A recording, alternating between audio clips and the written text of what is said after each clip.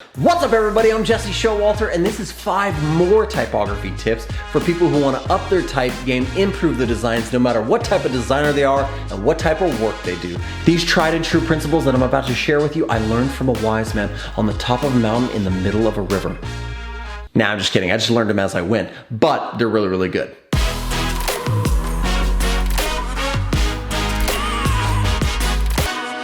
Tip number 1 is to watch the measure or the length of your text as you are laying it out. As a general rule of thumb, a short measure or a short paragraph of around 40 characters is really easy to read and it's best for quick reading. So like small blurbs, pull quotes, things you need people to read fast.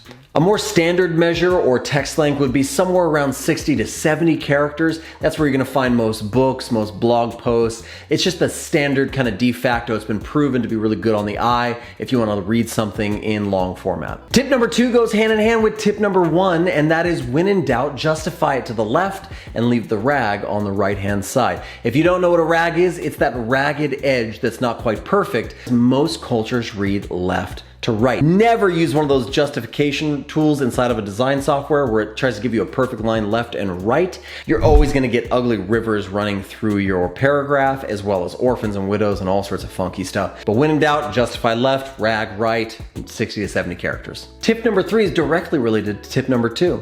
Are you liking how all of these are related? Tip number 3 is all about aligning your typography to one primary axis in your layout. So if you have a vertical axis that runs up the side of your layout, then you have all of your typography running off of that. You can explore some things, but the majority of your typography should follow that primary axis. If it's a horizontal axis or a diagonal axis, you want to make sure that everything runs perfectly off of that one axis. Again, you can have other axes there that you play with, other ways to kind of place typography. Have fun, be creative, but try to respect the priority of that one focal point and that one main axis.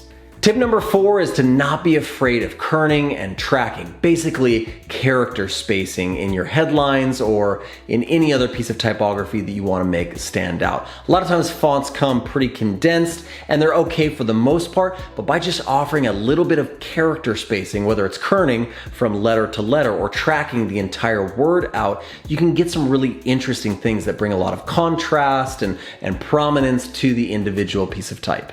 Tip number 5, and it's the last one of the day, is to make sure you're using tried and true fonts. I know that Harry Potter font you downloaded is really, really cool, but stay away from it. There's about 1 million display fonts and grunge fonts and interesting fonts and things you might want to try, but there's also the tried and true fonts that won't do you wrong. And so choose pretty much anything you want as long as it's from this list.